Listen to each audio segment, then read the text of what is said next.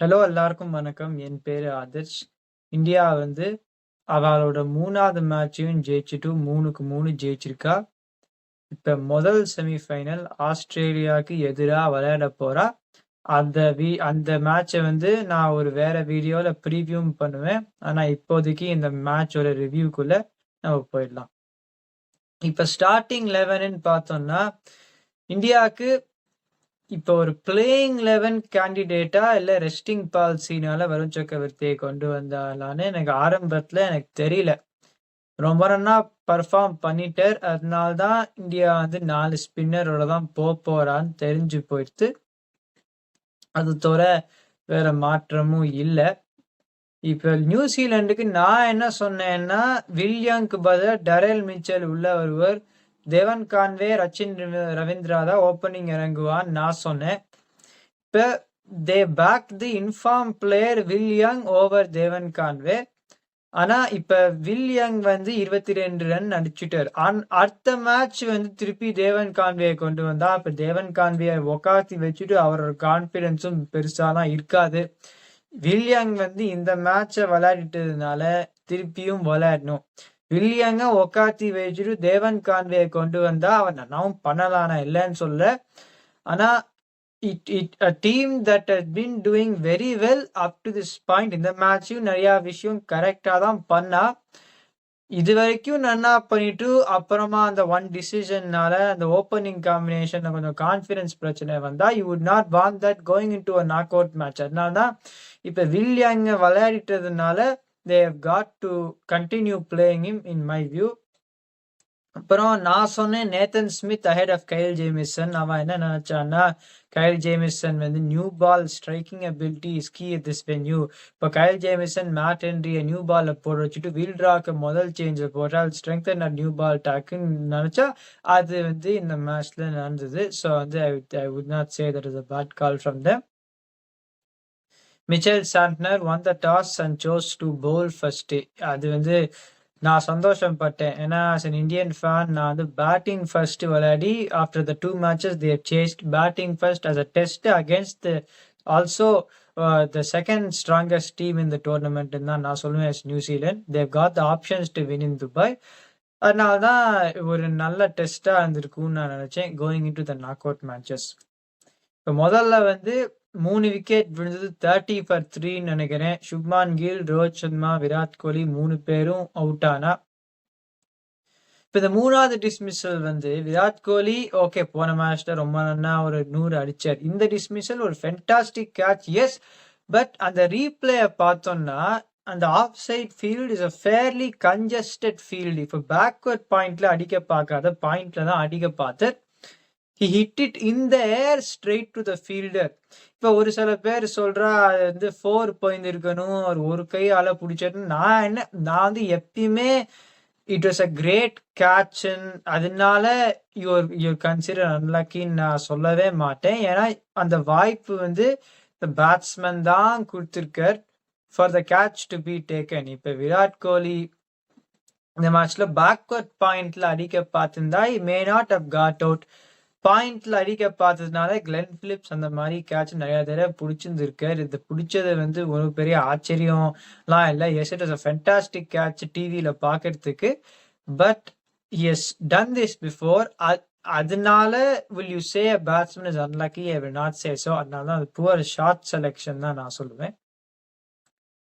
30 for 3 முதல் தடவை India ஒரு top 3 back in the pavilion. ஒரு good test. 47 for 3 in 15 overs இந்த ஸ்ரேயாஸ் ஐயர் அண்ட் அக்ஷர் பட்டேல். இப்போ நியூசிலாந்து நான் என்ன சொன்னேன், ஃபாஸ்ட் பவுலர் ஸ்ட்ரைக்கிங் அப் ஃப்ரண்ட்ல நியூசிலாண்டுக்கு கண்டிப்பா எட்ஜ் இருக்கும்னு நான் சொன்னேன். நான் அந்த மெட்ரிக்ல பாகிஸ்தானுக்கும் எட்ஜ் கொடுத்தேன், பங்களாதேஷ்க்கும் if they get it right they can definitely have an edgeன்னு சொன்னேன். ஏன்னா இன்னும் இந்தியாவோட fast bowling core striking up ஃப்ரண்ட்ங்கிற நம்பிக்கை கொடுக்கல எனக்கு பொறுத்த வரைக்கும். இன்னைக்கு விட ஷமி 4 ஓவர் போட்டார், ஹர்திக் பாண்டியாவும் 4 ஓவர் போட்டார். ஒன்றும் பெருசா எஃபெக்ட்லாம் இல்லை. So for New Zealand, expectedly they bowled well up front to the seamers. 47 for 3 in 15 overs. அப்புறம் அக்ஷர் பட்டேல் ஒரு ஸ்வீப் அடிச்ச உடனே தான் slowly they started building up.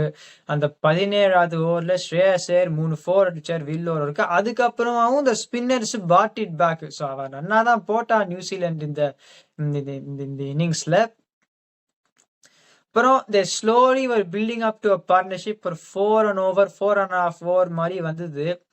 Axar Patel முதல் 24 பால்ல 5 ரன் அடிச்சுட்டு ஒரு 42 60 பால் இருந்து அப்புறம் ஒரு gift wicket of Michael Bracewell.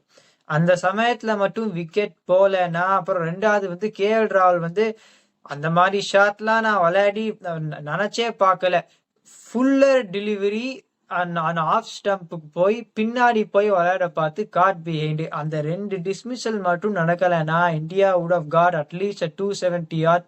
நான் 280 வேணும்னு நான் நினைச்சிருந்தேன், which I still stand by. But India would have definitely went past 270 yard. அந்த 2 டைம்லி விக்கெட்ஸ், அந்த அன்டைம்லி விக்கெட்ஸ் வேலைன்னா இருந்தாலும் ஸ்ரேயஸ் ஐயர் எக்ஸலரேட் பண்ணி another very good innings from him. Comparison என்ன சொல்றேன்னா, அந்த பங்களாதேஷ் மேட்சையும் நான் திருப்பி ரெஃபரன்ஸ் பண்றேன். 35 for 5 in the 2. இந்த இந்தியன் பேட்டிங் பார்த்தா 270க்கு கீழே அடிச்சா வாய்ப்பே கிடையாதுன்னு தெரியும். அப்ப on paper if you are taking it to 228 saying recovery, அது மேட்ச் ஜெயிச்சு கொடுக்க போற ஒரு கான்ட்ரிபியூஷன் கிடையாது. இந்த பார்ட்னர்ஷிப் என்ன பண்ணா, அக்ஷர் பட்டேல் ஸ்ரேயஸ் ஐயர் அக்ஷர் பட்டேல் ஸ்டார்டட் ஸ்லோலி, அதுக்கப்புறமா தே காட் பவுண்டரிஸ். இப்ப ஒரு செட்டில் ஆன உடனே சும்மா டிஃபென்ஸ் விளையாடிட்டு இருக்கிறதுல எந்த பிரயோஜனமும் படாது. Then you are really over doing the consolidation. ஆனா இவ 2 பேரும் அப்படி பண்ணல. அப்புறம் கொஞ்சம் விக்கெட்டும் கடைசியில விழுந்தது. ஹர்திக் பாண்டியா ஒரு பவுண்டரிஸ் அடிச்சு 249 for 9. India I felt we're short and New Zealand bowled very well. 2 fantastic catches from Glenn Phillips and Kane Williamson. ஒரு டிசிப்ளின்ட் bowling effort தான் சொல்லணும். இப்ப பொதுவா பேசினா in terms of strategy, New Zealand get it right more often than not than most teams. அதனால தான் எனக்கு அந்த பவுலிங் இன்னிங்ஸ்ல them curtailing India to 100 par score ஒரு பெரிய ஆச்சரியம் பண்ற வேண்டிய ஒரு விஷயம் அது இல்லை. நான் ப்ரீவியூல சொல்லிட்டே இருந்த மாதிரி spinners apart from Varun Chakravarthy today they play the containing role. இப்போ மிச்சல் சாண்டர் 1 for 41 in 10. அந்த பேஸ் ரொம்ப வேரி பண்ணார். மைக்கேல் பிரேஸ்வெல் அந்த பவுண்டரி அடிச்சதுனால கொஞ்சம் ரன் போயிட்டு Rachin Ravindra 1 for 31 in 8 bowled well. நான் ப்ரீவியூல என்ன சொன்னேன்னா, இந்த இந்தியன் டீம் வச்சு ஸ்பின்னால அடிக்க முடியாது. Despite the spinners can use the conditions we saw. ஒரு சில பால்லாம் ஸ்ரேயஸ் ஐயரை பீட் பண்ண Rachin Ravindra at the end of the 27th over. ஆனாலும் the spinners are containing impact, ஒரு விக்கெட் டேக்கிங் இம்பாக்ட் இல்லை. அந்த ஃபாஸ்ட் பவுலர்ஸ் ஆரம்பத்தில் போட்டதுனால தான் they were able to curtail India to this. இப்போ நியூசிலாண்டோட பேட்டிங்கை பார்த்தோம்னா, இந்த இந்தியன் சீமர்ஸ் நான் சொன்ன மாதிரி ஒன்றும் பெருசானா நல்லா ஸ்டார்ட் பண்ணல. அது ஓசி wicket, Rachin Ravindra wicket it is not innocuous delivery. அதுலேருந்து என்ன சொல்றது, இட் இஸ் அ வைட்டல் இது என்ன சொல்றது ஸ்ட்ரைக் ஃபார் இந்தியா. ஏன்னா அந்த 2 seamers did not start well. அப்புறம் Will Young was dismissed 49 for 2 in 11.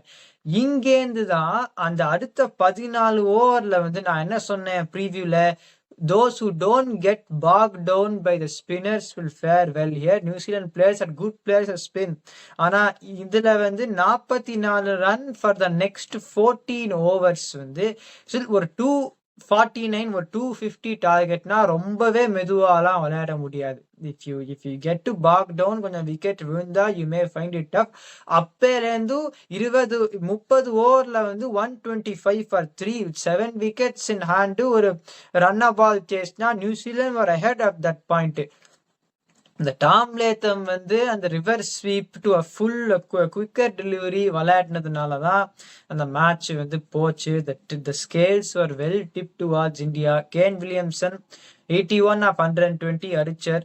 ஆனா அவர் 47 37 இருந்துட்டு விக்கெட் இருந்திருக்கிறச்சே he should have looked to rotate or at least என்ன சொல்றது be a bit more busy at the crease according to me.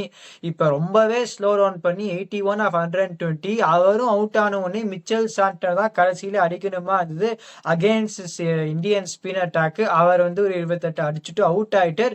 Convincing victory for India. And இப்பதான் முதல் தடவை the spinner is running through an opposition at this venue இந்த டோர்னமெண்ட்ல. அதனால்தான் நான் நினைச்சேன் 5 ஸ்பின்னர் எடுத்துன்னு போறதுல எதனால பண்ணான்னு எனக்கு தெரியல. ஆனா வருண் சக்கரவர்த்தி இந்த கான்ட்ரிபியூஷன் பண்ணதுனால எனக்கு பொறுத்த வரைக்கும் இந்த 4 ஸ்பின்னர் விளையாடுவா. ஹர்திக் பாண்டியா சீமர். இப்ப அந்த மெயின் சீமர்ல தான் இப்ப ஷம்மி எனக்கு பொறுத்த வரைக்கும் I don't think he really at is full match sharpness and fitness. Harshit Rana new ball wicket எடுக்க போடுற எனக்கு பொறுத்த வரைக்கும் எடுக்க மாட்டேன். ஹர்ஷ்தீப் சிங்கை கொண்டு வந்தா இப்ப ஹர்ஷ்தீப் சிங்கை எத்தனை நாளை உக்காத்தி வச்சுட்டு ஹர்ஷ்தீப் சிங்கை கொண்டு வருவாளான்னு எனக்கு தெரியல. So more likely Shami will play, but who will be at greater match sharpness? although Shami has played more matches, match sharpness and match ஃபிட்னஸ்னா நான் ஹர்ஷ்தீப் தான் சொல்லுவேன். So be interesting call between Shami and Harshdeep. ஆனா ஷமி எல்லா மேட்சும் விளையாடினதுனால I think he will play in the semifinal. நிறைய பேர் சொல்ற இந்தியாவுக்கு அட்வான்டேஜ் அது இதுன்னு. இப்ப நான் சொல்றேன், எந்த டீம் இந்த காலத்துல if you play let's say 3-4 games அந்த ட்ராட் இந்த கேஸ்ல 5 மேட்ச் அட் ஒன் வென்யூனா எந்த டீம் ட்ரூலி இந்த modern day cricketing setups conditions புரிஞ்சுன்னு விளையாடுறா? இப்ப இந்தியா 4வது ஸ்பின்னர் எடுத்துன்னு வந்தது வந்து கண்டிஷன்ஸை பார்த்தா it was a bit of over indulgence in the spinners. ஆனா அவளோட அப்ரோச்சை பேக் பண்ணி இந்த சப்கான்டினென்ட் அண்ட் இந்த கரீபியன் இப்படிதான் நம்ம போவோம்னு சொல்லி Varun Chakravarthy with the class that he has he delivered. இந்த travel situation for other teams is என்ன சொல்றது அன்பார்ச்சுனேட், நான் ஒத்துக்கிறேன். ஆனா அது இந்தியன் டீம் மேல போட முடியுமா? போட முடியாது. இப்ப getting use to the conditions, use to the pitch நிறைய பேர் சொல்றா. அந்த மாதிரிலாம் மாடர்ன் டே செட்டப்ஸ் பண்ணவே மாட்டா. அந்த அனலிட்டிக்ஸ் வந்து இட் இஸ் தேர். ஆனா நிறைய பேரு அந்த அனலிட்டிக்ஸை கண்டுட்டு இந்த ஒரு டெசிஷன்ஸ் பியாண்ட் ஸ்லைட் ஒரு சர்ஃபேஸ் லெவல் வந்து அதை கண்டுட்டு முடிவுக்கு வருவாளா? முடிவுக்கு வர மாட்டா. நம்மளோட ஸ்ட்ரென்த் என்னன்னு தான் பாப்பா. அதனாலதான் இது பெரிய India got used to surface அதனாலதான் ஜெயிக்கிறான்லாம் நான் சொல்லவே மாட்டேன். பாகிஸ்தான இந்த லாகோர் ட்ராக்லாம் விளையாடி இருந்தா இந்தியாவோட பின் ஒன் பை கிரேட்டர் மார்ஜின்ஸ். ஏன்னா அந்த ஸ்பின்னரால அந்த லாகோர் ட்ராக்கும் சரியா போட முடியும். So only advantage they have got is travel, which is fair enough to point out. ஆனா திருப்பியும் நான் சொல்றேன், இந்த travel situation other teams is not the fault of Indian team. அவ அந்த ஸ்கெட்யூல்லாம் பண்ணல. இந்த ஸ்கெட்யூல் வெளியில வந்த உடனே யாரும் ஒன்றும் பெருசாலாம் இதை பத்தி பேசல. இந்தியா வந்து ஜெயிச்ச உடனே திருப்பி நாக் அவுட்ஸ்னு ஒன்று வந்து யூஸ் டு த கண்டிஷன். இப்போ இங்கிலாந்து 2 மேட்ச் லாகோர்ல விளையாடினா என்ன பண்ணா? இந்த 3 மேட்ச் இந்த குரூப் ஸ்டேஜ் தோத்துட்டு வெளியில போயிருக்கா. அதனாலதான் நான் சொல்றேன், இந்த whole teams will get used to the condition. அந்த மாதிரி அனாலிசிஸ்லாம் யாருமே பண்றது கிடையாது. So that is not a factor in my view to say that India have got an advantage. They are winning because of their skill levels. So அதுதான் இந்த video. அடுத்த match வந்து India versus Australia. It be a very good match in Dubai. பார்க்கலாம் எப்படி நடக்குது. இந்த video enjoy பண்ணீங்கன்னா like போடுங்க, சப்ஸ்கிரைப் பண்ணுங்க, ஃப்ரெண்ட்கள் எல்லாம் அனுப்புங்க. Is my opinion. What's yours.